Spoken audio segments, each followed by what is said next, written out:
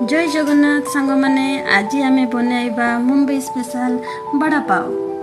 प्रथमे गोटे बाउल नेबा सेथिरे 4 टीस्पून बेसन, हाफ टीस्पून लंका गुंड, हाफ टीस्पून जीरा गुंड, स्वाद अनुसार लुण टिके जुआणी क्रश करी पकाई दबा।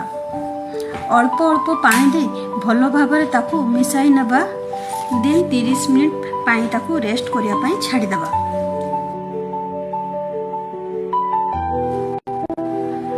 आलू चॉप अल्प किछि आलू परिष्कार भाव में धोई नहीं ताकू प्रेशर कुकर रे बॉईल करिया पई गैस रे चढ़ाई दबा।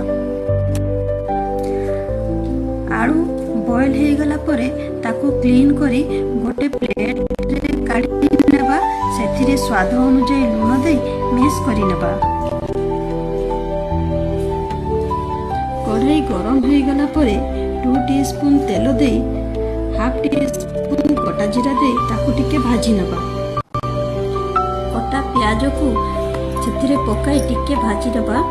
प्याजर कलर टिके चेंज हो गला परे सेथिरे कटा होइथिबा टमाटो को पकाई देबा। एबे टमाटो ऊपर स्वाद अनुसार लूण, काश्मीरी चिली पाउडर, जीरा गुंड दे टिके भाजी नबा। भाजी हो गला परे सेथिरे ताकू घोड़ाई देबा।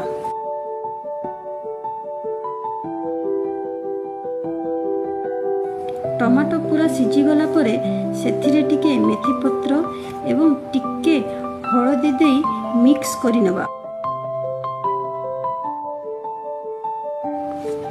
मिक्स हो गला परे सेथिरे मेश करिथिबा आलू को आमे भलो भाबरे कुक करि नबा। आलू भलो भाबरे कुक हो गला परे सेथिरे टिके चाट मसला दे मिक्स करी ताकू अन्य एक प्लेट रे काढी नबा।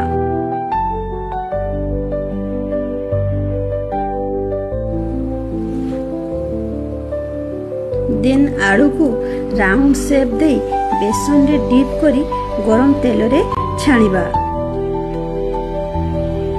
आलू चॉप को भलो भाबरे फ्राई करी नबा। आलू चॉप फ्राई हो गला परे ताकू अन्य एक प्लेट रे काढी नबा।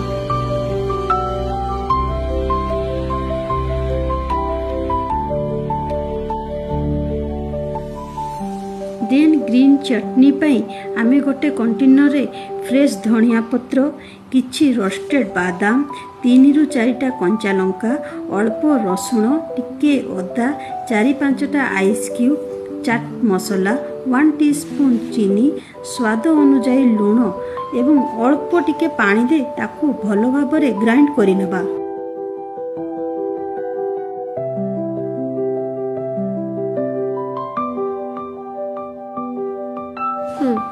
देन चूरा बनैबा पई सही गरम तेल रे बळीथिबा बेसन को छाणी नेबा।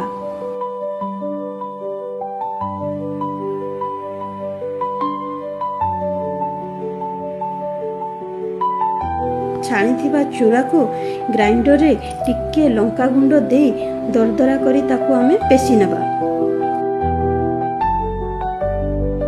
पेन रे घिओ दे पाव गुडा को भलो भाबरे सेकी नबा। होइथिबा पाव रे बोथ साइड ग्रीन चटनी लगाइबा और ता ऊपर चूरा दे आलू चॉप रख। एबे हमर रेडी होई गला ऑथेंटिक